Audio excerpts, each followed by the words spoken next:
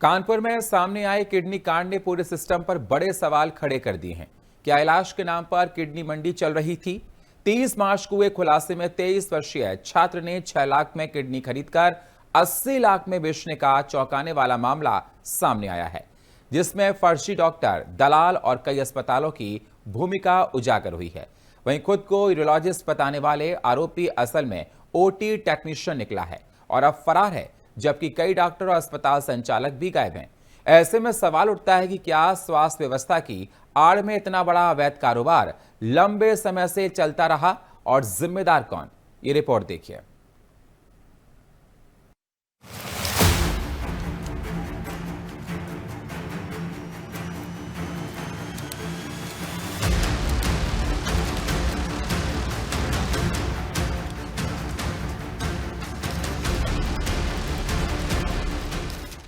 कानपुर में सामने आए किडनी कांड ने पूरे सिस्टम पर सवाल खड़े कर दिए हैं। इस मामले में किडनी मंडी जैसे संगठित रैकेट की तस्वीर उभर कर सामने आई, जिसमें फर्जी डॉक्टर, दलाल और अस्पतालों का नेटवर्क शामिल है। किडनी रैकेट का खुलासा।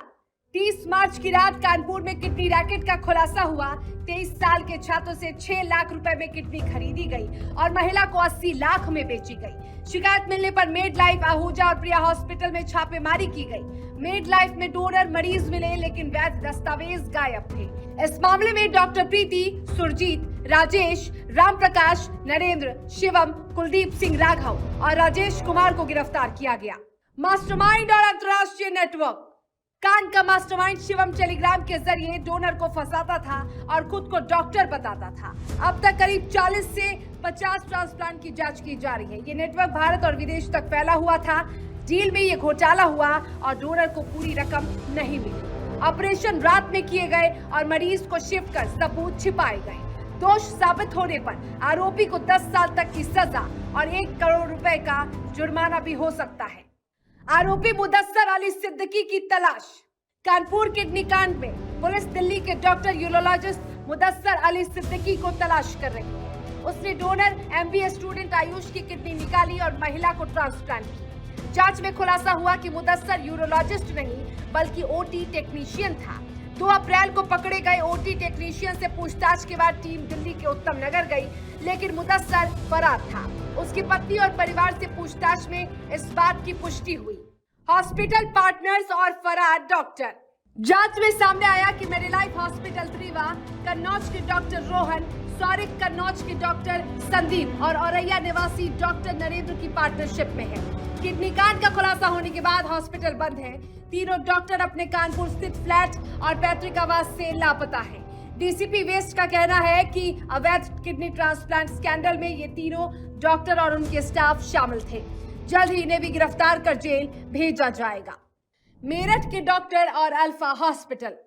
DCP ने बताया कि किडनी स्कैंडल में मेरठ के 3 डॉक्टर अनुराग उर्फ अमित, डॉक्टर वैभव और डॉक्टर अफजल के भी तार जुड़े हुए हैं। डॉक्टर अमित अल्फा हॉस्पिटल में पार्टनर हैं और डॉक्टर वैभव डेंटिस्ट हैं। ये सभी डोनर और पेशेंट का इंतजाम करते थे।